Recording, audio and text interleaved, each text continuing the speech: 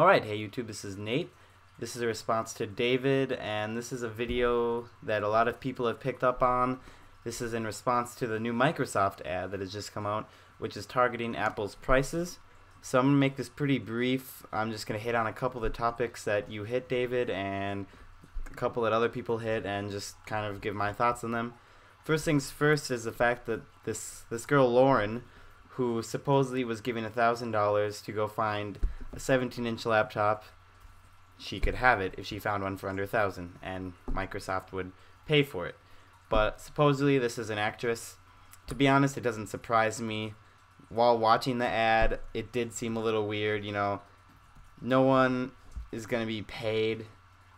Like, you know, just the way she was acting. If someone was like, hey, here's $1,000 to get a laptop, I'd be like, okay, cool.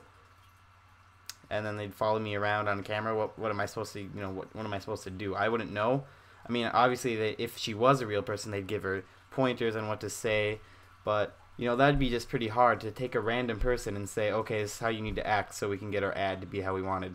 Because, if I was just buying a laptop, I wouldn't be going, oh, that one over there. Hey, that one over there. Oh, this one looks like a phone.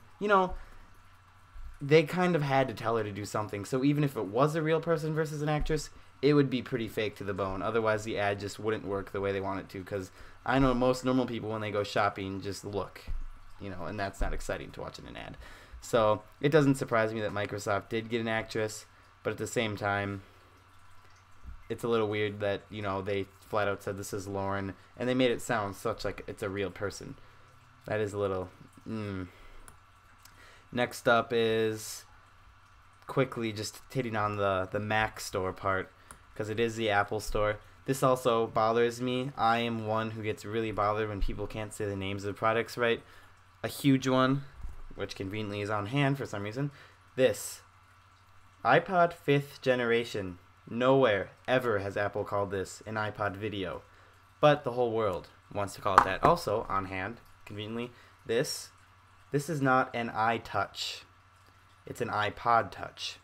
Things like that really make me angry. Or when people see me on my MacBook, they'll say, hey, is that an iBook or an iMac? Or I mean, that's a little different. I mean, a lot of people won't know simple things like this. When it comes to iPods, you feel like people should know the names. Things like this, not so much, but it still kind of gives me a little bothered. I don't know why. It's just weird. Okay, back to the ad. The main kind of thing that really got people mad was the I'm not cool enough to be a Mac person. Now this, like you said, David, was kind of just Microsoft saying, oh, well, yeah, we're not that great, then that Apple's better, but hey, if you don't want to pay enough, or you don't want to be that cool, hey, you can come to our side and be less cool and use a not so great product. That's kind of a bad way to look at it. Like, hey, our product's not as good, but hey, if you want to use it, it's cheaper. Because when I think of cheaper, I think of less quality. They kind of go hand in hand. And like you said, you get what you pay for. Macs come with so much more. They're sturdier, they last longer. And generally, I feel more comfortable using this because if something does go wrong, I know I can take it to Apple and they'll tell me exactly what's wrong and give me tips or just fix it for me, which is great. And I love that about Apple, because with Microsoft, you're using an OS from a different company, a computer from a different company, and a lot of times pre-installed apps from different companies, as opposed to Apple, where everything is created by them, with some pre-installed apps being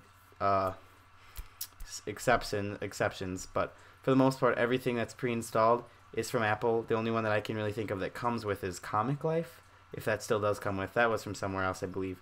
And there's probably a few other apps, but for the most part, Apple is all about their own products, especially when it comes to the hardware. I know their engineers work hard to make sure that their hardware works flawlessly with the software, which is something Microsoft can't promise.